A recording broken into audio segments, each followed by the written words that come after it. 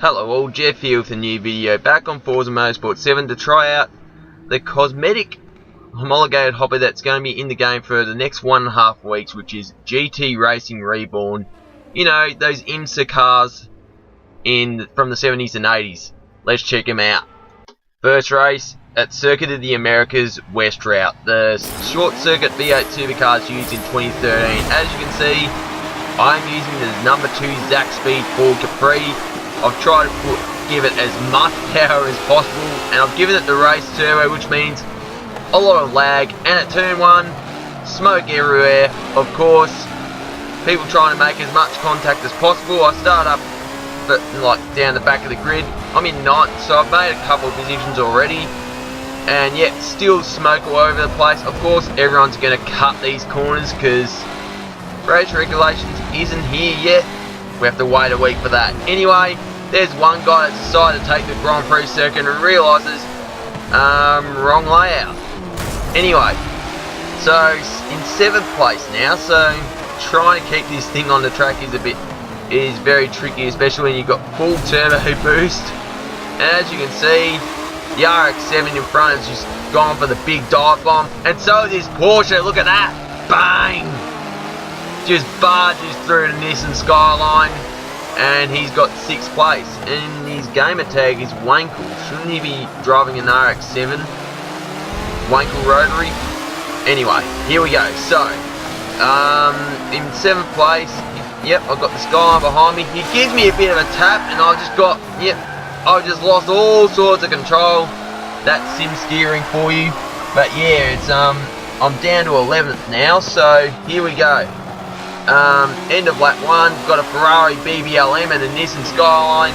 I'm going to get by both of them. So I'm back in the 9th. Well, I say back in the 9th. I was in 7th. But anyway, as we go into lap 2, the Porsche here and the Ford Mustang, they're gonna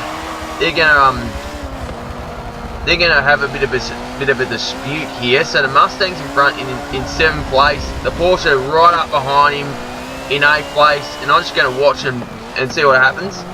Anyway, the Mustang extends slightly, losing control. All of a sudden, the Porsche again is going to go for the massive dive bomb, shoves him off the track. He actually does. Yeah, oh, look at that, the Mustang's lost all sorts of control. That's all thanks to the Porsche. As we go to start lap 3, I'm going to think about making a move on the Porsche. However, bang! Retaliation from the Mustang. So that's going to put me into 6th position. So yeah, as we skip to the last lap, we go to this very twisty section. The Mustang that punted the Porsche just before, he's right up behind me now. So yeah, these two very similar Fords, although one's a Capri and one's a Mustang, we're both going to go for it, see who gets 6th position at the end of the race. The Mustang has probably got more of a handling tune than myself, where I've just got just raw power. The Mustang gets the launch on me, however, I know my top end's better, so I'm going to grab 6th position. Super GT will be proud of that. But on to the next race, which was at Suzuka Full, using the BMW 3.0 CSL. Again, try to give it as much power as possible. As that Mustang is stalled, and so is the Porsche. Probably the two that retaliated before. Anyway, into 15th at the moment, so I actually left the lobby and rejoined. See if I can make as many positions as possible from the back. As you can see, saw just there, a couple people were in the sand at turn 1. This Ferrari BBLM is trying to give me a touch up. All of a sudden, the BMW M1 in front, and it's all sorts going on here. The BBLM is going to just shove the M1 straight into me. Yeah, thanks. Us BMs are meant to look after each other. And to be honest, that was a dodgy rejoin from myself. However, there were so many Porsche 935s in this race, it was ridiculous. Anyway, this Porsche in front, Wankle, was just taking all the grass up, and this guy just didn't see me coming. As you can quite clearly see, I've got the better top end speed compared to this Porsche, but I'm going to eventually get by him. But I get on the grass, but he gets on the grass as he goes in the spoon as well. So You just never know what's going to happen with these kind of things. The other Porsche, he's gone really wide. So here we go, onto the back straight away. I'm going to get by this Porsche just like that, as well as this one. That is straight line speed for you. And yeah, plenty of it in this CSL. So here we go, end of lap 1. Someone has hit the grass. It was a LSEM Monte Carlo. Get by him very easily. Anyway, as we go, skip the lap 2, the heavens have opened up and the lights glaring on other cars. It just looks so good on Xbox One X. Anyway, we've got an RX-7 that's gone in the sand. I'm going to make the move there. Very wide through that corner. You know, that's very risky stuff, especially with these cars. Anyway, we're going to Degna 1 and then into Degna 2. It's kind of settled down, even though it says caution head on my screen. That's just because they're extending slightly. Anyway, we go into the hairpin, and yeah, so we've got the Nissan Skyline in front, BMW M1. Anyway, I'm trying to get the power down as quickly as I can. It does kind of help being naturally aspirated. This car, you can actually get the power to the ground a little easier. But the Skyline's got some fairly good power under the hood of that thing. So he's going to pull away. However, we're getting the spoon. I'm actually keeping up with him. He's struggling to get the power down to the ground with probably a fair bit of turbo lag. Anyway, he's tapped the AstroTurf slightly, and that's going to give me 10th place. I mean, sorry, 9th. I mean, yeah, not much of a position, but remember, I've got punted a fair bit just before, so, you know, we'll just see what happens. We're going to 130R, a little wide, but keeping it on the track is the main thing. Anyway, I get a punt from the Lancia. Yeah, fair enough. No, sorry, the Skyline. A couple others have smashed into the chicane, into the tyre walls, and in front is a BMW M1. That is a supercar, whereas this is more of a sports car. However, the CSL, yep, it's got better straight line speed than the M1. See you later, mate. However, being a race modified supercar, it's got better handling, as those two have just hit the AstroTurf colliding with each other. That's going to give me 5th position. The M1 is right on my hammer here, so the whole idea is just to keep him behind in the corners, and I'll just pull away on the straights. But yeah, as you can see, it stopped raining. However, there is so many puddles around, so you still got to be careful with these conditions. The M1 gives me another tap. Fair enough, he's probably got a lot better handling than I do. But then the straight comes into play. I pull away from him. So yeah, as I said, it's just a matter of keeping the thing on the track, and could be happy days. But we're going to 130R. That's taken alright, let's be honest. As we go into the chicane, any shenanigans going on here? No, very, very well behaved from everyone there. And yeah, that was pretty much all she wrote. I get a bit slidey, but then again, I've got enough of a buffer to hold the M1 at bay. So it ended up being 5th position there. Anyway, what can you do? Next up, well, another thing, Virginia International Raceway kept popping up in the track vote. I just decided to go with random every single time. And what did we get? Top Gear. And even worse, the full circuit. Because, you know, yeah, it's a test track, it's cool and all, but having cars actually race on the thing, having that crisscross, could cause carnage, and this Ford Capri is just caught up interlocking wheels with myself. However, these other two guys, they're off, so I'm into 3rd place. However, the M1 I was battling with at Suzuka, he's gonna grab 3rd spot, and so is the RX-7. As you can see, no one is even considering track limits, because there are no penalties yet. But yeah, I'll try and keep it as fair as possible, but if everyone else is cutting corners just like that, it does make things very difficult.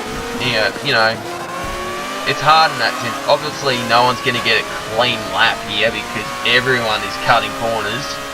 But yeah, next Tuesday or Wednesday if you're in Australia, as the RX-7 gives me a punt, There will be a race regulations hopper. There will be one hopper, so you know, it's just in the testing phase, the experimental phase at the moment. So who knows when it's going to be initiated in the full game. At least we're going to actually have a taste of it. Long overdue. But anyway, lap 2. I'm going to get by the RX-7 in the hammerhead. However, he's got the inside line, so he's going to get by me again. And as you can hear, that rotary engine is just singing. It's pretty much the same engine that you get in the 787B. Anyway, the RX-7, yep, he's outdone himself. So that's 5th position for me, and we go to lap 3. So yeah, and the leader in the Greenwall Corvette has overshot the braking here, and yeah, he's down to 4th. He probably would have ran away with the victory, to be honest. Yep, as you can see. What's the point of respecting track limits when nobody else does and there's no penalties? Anyway, we go into the hammerhead. So, a nice little battle for 3rd in front here. So, as I get another tap. Yeah, and the BBLM, he's spun me around. And, yeah, no good. He's using what's been an OP car since Forza 6, and he's just initiating tactics like that. As we go on Audi 90 going by me at the follow-through. Remember, he does have all-wheel drive, so it might help him if it rains. So I'm down in 8th position now, starting lap 4, and I'll get by the Audi 90, you know, very easily, because that thing has restrictor plates on it, mainly because of the all-wheel drive. And that BBLM that punted me before, well, he's in the grass. See you later, mate. Lap 5, and again the heavens have opened, making it more of a challenge to handle these tricky cars. So the Ford Capri here in 4th position. Here we go. So yep, Chicago. That was kind of clean. Anyway, I get the launch again, like the Capri and the CSL. I've tried to give this thing as much power as possible for the vision. Anyway, the Capri is just gonna extend the hammerhead because he can. Let's be honest. So he's gonna run away with 4th position. However, there's still 5.5 laps left, so it's not over in that sense. So, and as you can see, the Capri just runs a little wide in the follow-through. I nearly end up going into the tyres. And this guy here in the M1, he's had a problem. Maybe he actually collected the tyres there. But we go into the penultimate corner and into Gambon. As we start lap 6, I'm in 4th. So you just never know what's going to happen here. So it's still on. There's a fair bit going on behind me. You know, knowing them, they'll just extend the corner to catch up to me. But yeah, the Capri, not too bad. He's just gone a little wide there. Now the Nissan Bluebird, this was that's the crisscross in full effect. Anyway, lap 6, I get distracted by this guy that was taking turn 1. I didn't want to smash into him, so I backed off. However, I tried to thread the needle, and I just punted him off the track. Maybe it was the same guy that punted me before, and I'm down into 5th, well now to 4th, since I've taken the position back from the Audi. But the Nissan Bluebird Super Silhouette was a part of the first Car Pass car pack, which is the Samsung QLED car pack, which featured the Porsche 935, which you've already seen others use in this video, as well as the Alfa Giulia. So that was a half decent car pack. And then 1 month later, we had possibly the worst car pack in Forza history, the Doritos car pack. Anyway, someone just taking the follow-through, fair enough. It does make things tricky. As I get by the Capri, the Audi with its launch momentarily had 3rd spot. There was a cone bouncing on the roof of my car. Anyway, I'm in 3rd. So I think that's a Ferrari BBLM in 2nd place. So here we go. Lap 8 of 10. You would think that the leader has got this all sorted. The Ferrari is going to go wide, and that's gifted me 2nd place. Lap 9, the leader has done the exact same thing. The Greenwood Corvette, and there goes someone flying through the follow-through. Luckily, there was no contact between us as we go into lap 10 into Chicago. Now, the Corvette, he's still right up behind me. I'm pretty sure he won the race at Suzuka just before. Anyway, we go into the hammerhead. I'm going to take it barely. However, he just extends it. I don't really appreciate that. So the whole idea was just to try and get in front of him as soon as I can. I do kind of lose it there. We do interlock a little. Oh, and the Corvette is going to get back in front into the follow through. I take the corner, I just slightly tap him. Luckily, his momentum didn't get killed that much, and he's right up behind me again. Anyway, it is on here, so we go into the penultimate corner, just take the inside line, the defensive line. He gives me a tap. Anyway, it looks like someone else is going to grab the position, and he just slams someone into the tyre wall, and that's actually given me the win. There you have it. I haven't shared the tunes for these cars, but I've given them as much power as I possibly can to keep them homologated for GT Racing Reborn. Anyway, if you liked the video, smash the like button, leave a comment, let me know what you think, and if you want to see more, subscribe and tap the notification icon. Anyway, this is Jeff here, and happy racing. Cheers.